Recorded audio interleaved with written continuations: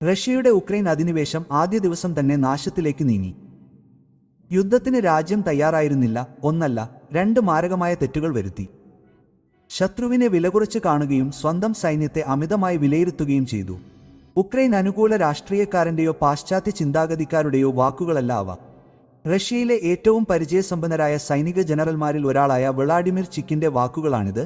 കഷ്ടിച്ച് ഒരു പതിറ്റാണ്ട് മുമ്പ് രാജ്യത്തിന്റെ മുഴുവൻ കരസേനയുടെയും ചുമതല വഹിച്ചിരുന്ന വ്യക്തി. ക്രെംലിൻ അതിർത്തിയിൽ നീങ്ങാൻ വിസമ്മതിച്ച ഒരു ഉന്നത റഷ്യൻ ഉദ്യോഗസ്ഥന്റെ അപൂർവവും ശ്രദ്ധേയവുമായ പ്രകടനത്തിൽ ചിൻ അടുത്തിടെ റഷ്യ റേഡിയോ ഔട്ട്ലെറ്റ് ആർബിസിയുമായി ഇരുന്നു. വ്ളാഡിമിർ പുടിനെതിരെ തിരിഞ്ഞു. ഉക്രൈനുമായുള്ള യുദ്ധം റഷ്യൻ പ്രസിഡന്റ് പ്രതീക്ഷിച്ച രീതിയിൽ ഒരിക്കലും നടക്കില്ലെന്ന് സമ്മതിച്ചു. നവംബർ 27-ന് ആർബിസിയുടെ വെബ്സൈറ്റിൽ പങ്കിട്ട അഭിമുഖത്തിൽ പ്രതിരോധ മന്ത്രാലയത്തിന്റെ സെൻട്രൽ ഓഫീസിലെ വിരമിച്ച കേണൽ വ്ളാഡിമിർ ട്രൂക്കിനൊപ്പം വിരമിച്ച കേണൽ ജനറൽ ചെർക്കിൻ പ്രത്യേക അതിഥിയായി പങ്കെടുത്തു. 6 പോസ്റ്റ്വേറ്റ് രാജ്യങ്ങളായ Armenia, Belarus, Kazakhstan, Kyrgyzstan, Russia, Tajikistan എന്നിവയുടെ സൈനിക സഖ്യമായ കളക്റ്റീവ് സെക്യൂരിറ്റി ട്രീറ്റി ഓർഗനൈസേഷൻ സിയാസ്റ്റഡിയോ എന്നിവയുടെ സേനകൾക്ക് ആധുനിക റഷ്യൻ ആയുധങ്ങൾ നൽകുകയെന്ന ലക്ഷ്യത്തോടെയുള്ള ഒരു പുതിയ പരിപാടി നിർദ്ദേശിച്ചതിന് തൊട്ടുപിന്നാലെയാണ് ഇത് സംഭവിച്ചത്.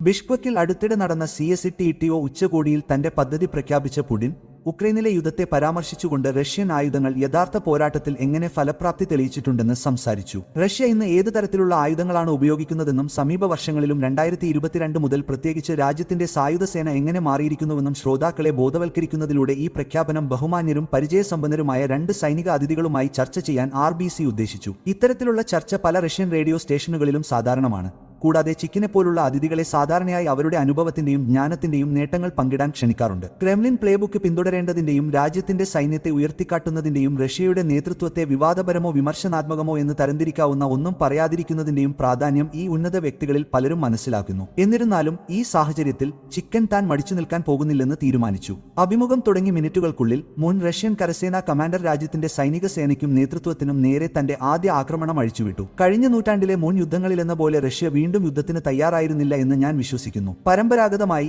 ശത്രുവിനെ കുറച്ചു കാണുകയും നമ്മുടെ സ്വന്തം സൈന്യത്തെ അമിതമായി വിലയിരുത്തുകയും ചെയ്തു. തീർച്ചയായും കോഴി തികച്ചും ശരിയാണ്. യുദ്ധം അതിന്റെ 4ാം വാർഷികത്തിലേക്ക് അടുക്കുകയാണ്. ഇത്രയും കാലം അത് ഒരിക്കലും നീണ്ടുനിൽക്കുമെന്ന് കരുതിയിരുന്നില്ല.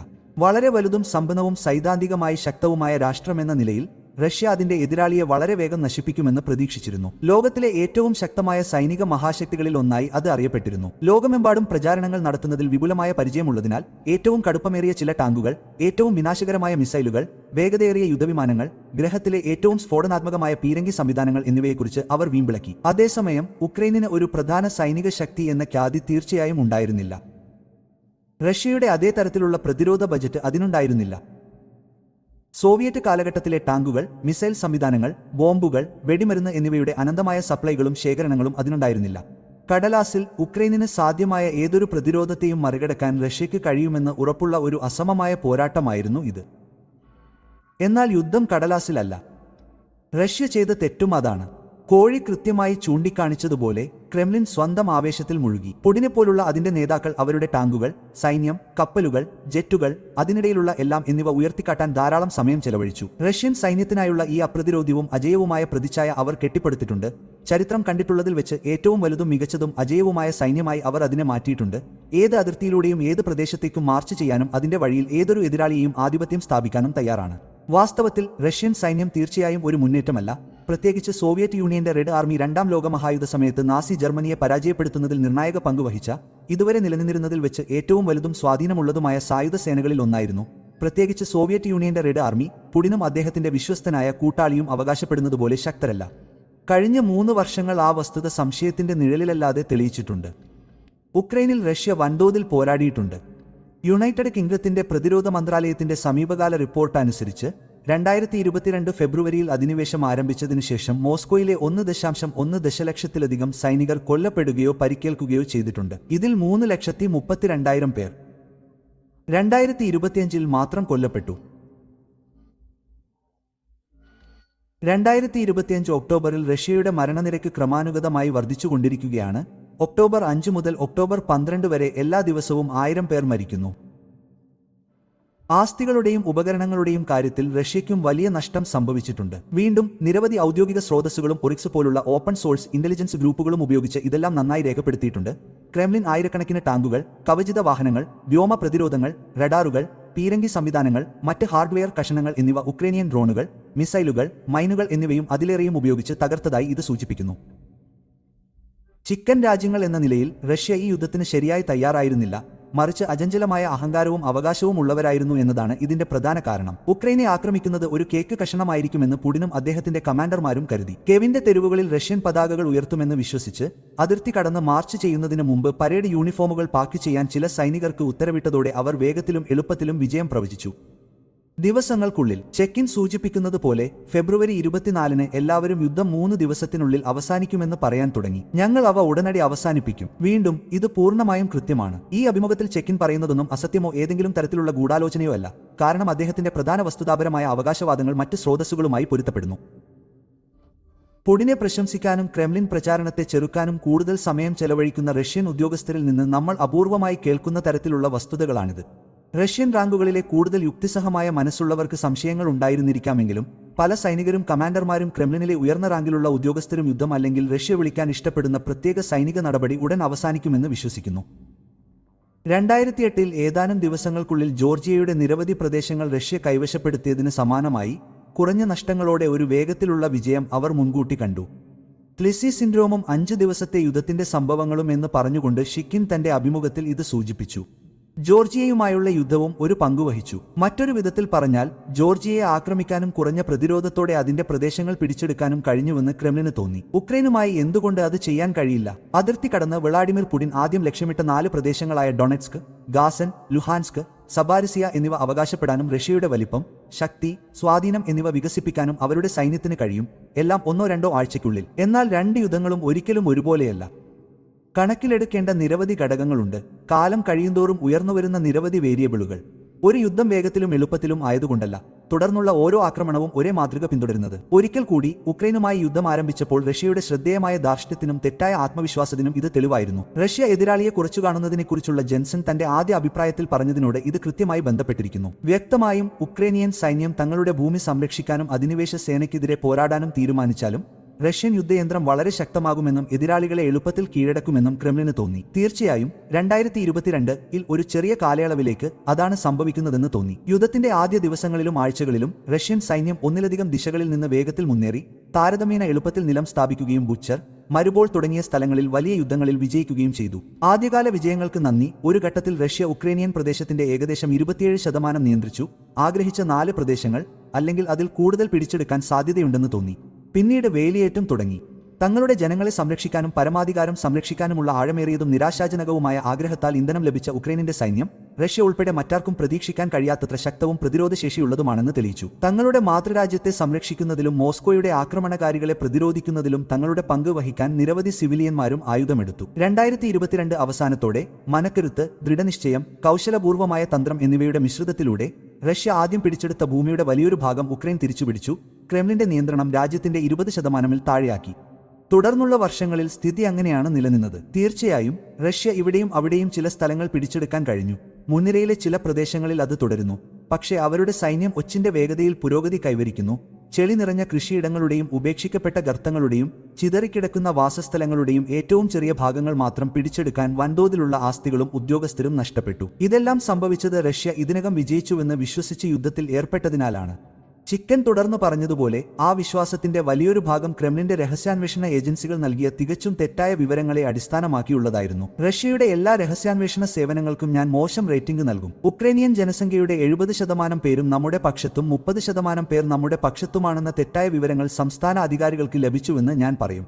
അത് കൃത്യമായി വിപരീതമായി മാറി. അത് എന്തിലേക്ക് നയിച്ചു? നമുക്കറിയാം. അക്ഷരാർത്ഥത്തിൽ ആദ്യ ആഴ്ചയിൽ തന്നെ ഞങ്ങൾ ഒരു ക്രൂരമായ പാഠം പഠിച്ചു. യുദ്ധത്തിന്റെ പ്രാരംഭഘട്ടത്തിലെ വലിയ കഥകളിൽ ഒന്നായിരുന്നു ഇത്. വാസ്തവത്തിൽ യുദ്ധം ആരംഭിക്കുന്നതിന് മുമ്പ് തന്നെ റഷ്യ ഇപ്പോഴും ഉക്രൈനിന്റെ അതിർത്തികളിൽ സൈന്യത്തെ കെട്ടിപ്പടുക്കുമ്പോൾ വാർത്താ റിപ്പോർട്ടുകൾ ഇതിനകം തന്നെ സൈന്യത്തിന്റെ ശക്തി എടുത്തു കാണിച്ചിരുന്നു. റഷ്യൻ ജനത തങ്ങളുടെ ഉക്രൈനിയൻ അയൽക്കാരെ എങ്ങനെ വീക്ഷിക്കുന്നു എന്നതിനെ സ്വാധീനിക്കുന്ന തരത്തിലാണ് ക്രെംലിന്റെ പ്രചാരണം. ഉക്രൈനിലും പ്രത്യേകിച്ച് കിഴക്കൻ പ്രദേശങ്ങളിലും ജീവിതം എത്ര ഭയാനകമായി മാറിയിരിക്കുന്നു എന്നതിന്റെ കഥകൾ സർക്കാർ പിന്തുണയുള്ള മാധ്യമങ്ങൾ കുറച്ചുകാലമായി പങ്കുവച്ചിരുന്നു. നാസികൾ നാസികളും മറ്റ് ദുഷ്ടശക്തികളും രാജ്യത്തിന്റെ നിയന്ത്രണം ഏറ്റെടുക്കുകയും അവിടുത്തെ ജനങ്ങളെ നാശം വിതയ്ക്കുകയും ചെയ്തതിനെക്കുറിച്ചും സായുധ സേനയിലുള്ളവർ ഉൾപ്പെടെ നിരവധി റഷ്യക്കാരെ അതിർത്തി കടന്നാൽ വീരന്മാരെയും വിമോചകരെയും പോലെ സ്വാഗതം ചെയ്യപ്പെടുമെന്ന് വിശ്വസിപ്പിക്കാൻ പ്രേരിപ്പിച്ചതിനെക്കുറിച്ചും അവർ സംസാരിച്ചു. ദരിദ്രരും ദുരിതമനുഭവിക്കുന്നവരുമായ ഉക്രൈനിയൻ കുടുംബങ്ങൾ അവരുടെ കാൽക്കൽ അറിയുകയും അവരുടെ ജീവൻ രക്ഷിച്ചതിനും ഭയാനകമായ അടിച്ചമർത്തലിൽ നിന്ന് അവരെ മോചിപ്പിച്ചതിനും നന്ദി പറയുകയും ചെയ്യുന്നതായി അവർ സങ്കല്പിച്ചു. അധിനിവേശത്തിന്റെ തുടക്കത്തിൽ റിപ്പോർട്ട് ചെയ്തതുപോലെ യുണൈറ്റഡ് കിംഗ്ഡത്തിന്റെ അന്നത്തെ പ്രതിരോധ സെക്രട്ടറി ബെൻ വാലസിനെ പോലുള്ള നിരവധി ഉദ്യോഗസ്ഥർ പുടിനെ പോലും വഞ്ചിച്ചതായി റിപ്പോർട്ടുണ്ട്. അദ്ദേഹം മാധ്യമപ്രവർത്തകരോട് പറഞ്ഞു, ഈ ആളുകൾ ഒരു വിമോചകനായി തന്നെ സ്വാഗതം ചെയ്യുമെന്ന് പ്രസിഡന്റ് പുടിൻ വിശ്വസിച്ചു. റഷ്യക്കാരും ഉക്രൈനിയക്കാരും ഒരേ ജനതയാണെന്നും അവർ കാത്തിരുന്നത് മഹാനായ സാറുകൾ അല്ലെങ്കിൽ റഷ്യയുടെ പ്രസിഡന്റ് വന്ന് അവരെ മോചിപ്പിക്കാൻ വേണ്ടി മാത്രമാണെന്നും അദ്ദേഹത്തിന് സ്വന്തം മനസ്സിലും സ്വന്തം രചനകളിലും ബോധ്യമുണ്ടായിരുന്നു. തീർച്ചയായും നിങ്ങൾ ആ അനുമാനം നടത്തുമ്പോൾ നമ്മുടെ ടെലിവിഷൻ സ്ക്രീനുകളിൽ കാണുന്ന എല്ലാ തീരുമാനങ്ങളും നിങ്ങൾ എടുക്കുന്നു. അത് ഒരുതരം അഹങ്കാരിയായ സായുധ സേനയാണ്. അത് കുടുങ്ങിപ്പോയിരിക്കുന്നു. ഇത് വളരെ എളുപ്പമാകുമെന്ന് ഉദ്യോഗസ്ഥർ കരുതിയതിനാൽ തയ്യാറാകാത്ത യുവ ജൂനിയർ സൈനികർ. തെറ്റായ സ്ഥലങ്ങളിലാണ് ഞങ്ങൾ ഉപകരണങ്ങൾ കാണുന്നത്. അതുകൊണ്ടാണ് അദ്ദേഹം അങ്ങനെ ചെയ്യുന്നത് എന്ന് ഞാൻ കരുതുന്നു. സത്യം വെളിപ്പെടാൻ അധിക നാളെടുക്കുന്നില്ല. അധിനിവേശം ആരംഭിച്ച ദിവസങ്ങൾക്കുള്ളിൽ റഷ്യൻ യുദ്ധത്തടവുകാർ സ്വന്തം ഗവൺമെന്റ് തങ്ങളെ വഞ്ചിച്ചുവെന്ന് അവകാശപ്പെട്ട് നിരാശ പ്രകടിപ്പിച്ചതായി റിപ്പോർട്ടുകൾ പുറത്തുവന്നു. ഒരു ഉദ്യോഗസ്ഥൻ പറഞ്ഞു, സത്യം പറഞ്ഞാൽ അവർ ഞങ്ങളെ കബളിപ്പിച്ചു. ഞങ്ങളോട് പറഞ്ഞതെല്ലാം വ്യാജമായിരുന്നു. എന്റെ ആളുകളോട് ഉക്രൈനിയൻ പ്രദേശം വിടാൻ ഞാൻ പറയും. ഞങ്ങൾക്ക് കുടുംബങ്ങളും കുട്ടികളുമുണ്ട്. ഞങ്ങളിൽ 90% പേരും വീട്ടിലേക്ക് പോകാൻ സമ്മതിക്കുമെന്ന് ഞാൻ കരുതുന്നു. ഉക്രൈനിൽ പ്രവേശിച്ചത് ഒരു ചെറിയ സൈനികാഭ്യാസമല്ലാതെ മറ്റൊന്നുമല്ല. ഒരു പൂർണ്ണ തോതിലുള്ള യുദ്ധമോ അധിനിവേശമോ അല്ലെന്ന് വിശ്വസിച്ചാണ് ചിലർ പ്രവേശിച്ചതെന്ന് സമ്മതിച്ചു. അവർ ഒരു പ്രതിരോധവും പ്രതീക്ഷിച്ചിരുന്നില്ല. തീർച്ചയായും തോക്കുകളും ബോംബുകളും അല്ല, പൂക്കളും ആർപ്പുവിളികളുമായാണ് തങ്ങളെ സ്വീകരിക്കുന്നതെന്ന് പലരും വിശ്വസിക്കുന്നു. ചിക്കൻ പറയുന്നതുപോലെ ഈ തെറ്റായ വിവരത്തിന് പിന്നിലെ ഏറ്റവും വലിയ കുറ്റവാളി റഷ്യയുടെ ഉന്നത രഹസ്യാന്വേഷണ ഏജൻസിയും സോവിയറ്റ് കാലഘട്ടത്തിലെ കെജിബിയുടെ ആധുനിക പിൻഗാമിയുമായ ഫെഡറൽ സെക്യൂരിറ്റി സർവീസ് അല്ലെങ്കിൽ FSB ആയിരുന്നു. റിപ്പോർട്ടുകൾ പ്രകാരം റഷ്യയുടെ ഉക്രൈൻ അധിനിവേശം വേഗത്തിലും വിജയകരവുമാകുമെന്ന് FSB ഏജന്റുമാർക്ക് വളരെ ആത്മവിശ്വാസമുണ്ടായിരുന്നു. അതിർത്തി കടക്കുന്ന സൈന്യത്തിന് മുമ്പുള്ള ദിവസങ്ങളിൽ ഏജൻസി സ്ഥാപിക്കാൻ ഉദ്ദേശിച്ച റഷ്യൻ അനുകൂല ഗവൺമെന്റിന്റെ പുതിയ അംഗങ്ങൾക്ക് തയ്യാറായി കെവിൽ സുരക്ഷിതമായ വീടുകളും താമസ സൗകര്യങ്ങളും ഒരുക്കുന്നതിൽ കൂടുതൽ സമയം ചെലവഴിച്ചു. ഉക്രൈൻ ഏതാണ്ട് 0 പ്രതിരോധം സൃഷ്ടിക്കുമെന്ന് അവർ വിശ്വസിച്ചു. ആ സൈന്യം കെവിലേക്ക് മാർച്ച് ചെയ്യും, നഗരത്തിന്റെ നിയന്ത്രണം പിടിച്ചെടുക്കും, രാജ്യത്തിന്റെ പ്രസിഡന്റ് വ്ളാഡിമിർ സാലിൻസ്കിയെ അട്ടിമറിക്കും, ഉക്രൈനെ ബെല്ലാറസ് പോലുള്ള ക്രെംലിനിന്റെ മറ്റൊരു പാവ രാജ്യമാക്കി മാറ്റും. വ്യക്തമായും FSBയുടെ വിലയിരുത്തലുകൾ വളരെ അകലെയായിരുന്നു. ഒരു ഏജൻസി ഉള്ളതുപോലെ ഒരു ലോകമെമ്പാടുമുള്ള ഭയാനകമായ പ്രശസ്തി നേടിയിട്ടും സ്ഥിതിഗതികളെ വളരെ മോശമായി തെറ്റായി വ്യാഖ്യാനിക്കാൻ കഴിഞ്ഞത് ഒരു രഹസ്യമായി തുടരുന്നു. ഉക്രൈനിലെ മുൻ US ambassador William B Taylor ജൂനിയറിനെ പോലുള്ള വിദഗ്ധർക്ക് പോലും നിങ്ങളുടെ സുരക്ഷാ സേവനങ്ങൾ ഉക്രൈനെ മനസ്സിലാക്കുന്നതിന് ഇത്രയധികം മുൻഗണന നൽകുന്നുവെങ്കിൽ നിങ്ങളുടെ സൈനിക പദ്ധതി ആ ധാരണയെ അടിസ്ഥാനമാക്കിയുള്ളതാണെങ്കിൽ അവർക്ക് എങ്ങനെയാണ് അത് ഇത്ര തെറ്റായി മനസ്സിലാക്കാൻ കഴിയുക എന്ന് പറഞ്ഞു. പ്രസിഡന്റ് സിലിൻസ്കി ഇത്ര ധീരമായി ചെറുക്കില്ലെന്ന് ഉക്രൈനിയക്കാർ പോരാടില്ലെന്ന് അവർക്ക് എങ്ങനെ അനുമാനിക്കാൻ കഴിയും? FSBക്കും ഉന്നതർക്കുമിടയിലുള്ള എവിടെയോ ആയിരിക്കണം വിച്ഛേദം. അത് എങ്ങനെ സംഭവിച്ചു അല്ലെങ്കിൽ എന്തുകൊണ്ട് സംഭവിച്ചു എന്നത് പരിഗണിക്കാതെ തന്നെ അത് സംഭവിച്ചു. FSB പൂർണ്ണമായും തെറ്റായ വിവരങ്ങൾ നൽകി. ആ വിവരങ്ങൾ റഷ്യയുടെ സായുധ സേനയ്ക്ക് തികച്ചും അനാവശ്യമായ ആത്മവിശ്വാസം നൽകി. ആ ആത്മവിശ്വാസം അധിനിവേശത്തിന്റെ പ്രാരംഭഘട്ടങ്ങളിൽ എണ്ണമറ്റ തെറ്റുകൾക്ക് കാരണമായി. അത് നമ്മെ ഇന്നത്തെ അവസ്ഥയിലേക്ക് നയിക്കുന്നു. അതിൽ റഷ്യ ഭയാനകമായ തോതിൽ സൈനികരെയും സ്വത്തുക്കളെയും നഷ്ടപ്പെടുത്തുന്നത് തുടരുന്നു. അന്താരാഷ്ട്ര സമൂഹത്തിന്റെ വലിയ ഭാഗങ്ങളിൽ നിന്ന് വിച്ഛേദിക്കപ്പെട്ടിരിക്കുന്നു. കൂടാതെ ഒരു സാമ്പത്തിക പ്രതിസന്ധിയുടെ ആഴത്തിലാണ്. ഇതെല്ലാം തെറ്റായ വിവരങ്ങളും ആസൂത്രണത്തിന്റെ ലളിതമായ അഭാവവും മൂലമാണ്.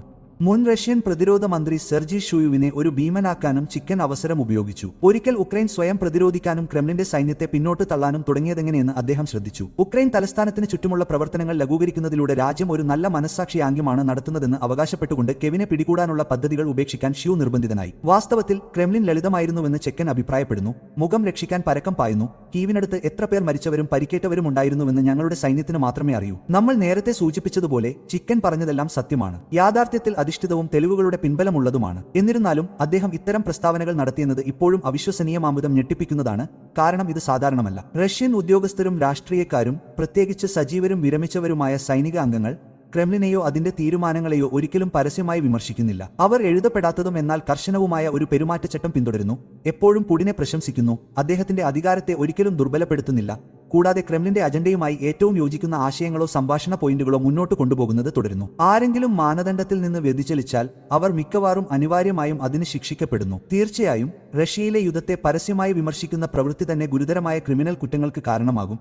ഏറ്റവും മണ്ടൻ കുറ്റവാളികളായി കണക്കാക്കപ്പെടുന്നവർക്ക് 15 വർഷം വരെ തടവ് ശിക്ഷ ലഭിക്കും. 2022 മാത്രം ആംനസ്റ്റി ഇന്റർനാഷണലിന്റെ ഡാറ്റ പ്രകാരം യുദ്ധത്തെ വിമർശിച്ചതിനോ സംസ്ഥാനം തെറ്റായതോ തെറ്റിദ്ധരിപ്പിക്കുന്നതോ ആയി കണക്കാക്കുന്ന വിവരങ്ങൾ പ്രചരിപ്പിച്ചതിനോ 21,000-ൽ അധികം ആളുകളെ ശിക്ഷിച്ചു. നിരീക്ഷിച്ചു. അതിനുശേഷം റഷ്യ അതിന്റെ നിയമങ്ങളും ചട്ടങ്ങളും കൂടുതൽ എളുപ്പത്തിലും ആക്രമണാത്മകമായും വിചാരണ ചെയ്യുന്നതിനായി കർശനമാക്കി. ആയിരക്കണക്കിന് മാധ്യമ സ്ഥാപനങ്ങൾ, ആക്ടിവിസ്റ്റുകൾ, സെലിബ്രിറ്റികൾ, വിദേശ ഏജന്റുമാർ, തീവ്രവാദികൾ അല്ലെങ്കിൽ അഭികാമ്യമല്ലാത്ത സംഘടനകൾ തുടങ്ങിയ ലേബലുകളുള്ള മറ്റു വ്യക്തികൾ എന്നിവരെ വിമതരായി കണക്കാക്കി വിമർശകരെ നിശബ്ദരാക്കുന്നു. തൽഫലമായി യുദ്ധത്തിൽ പുടിനെ പരസ്യമായി എതിർക്കുന്നവർ പോലും തടവിലാക്കപ്പെടുമെന്നോ അതിലും മോശമായിരിക്കുമെന്നോ ഭയന്ന് ഇപ്പോൾ സംസാരിക്കാൻ ഭയപ്പെടുന്നു. ചിക്കൻ ഒരു സാധാരണ റഷ്യൻ പൗരനല്ല. അദ്ദേഹം ഒരു ബഹുമാന്യനായ ഉദ്യോഗസ്ഥനാണ്.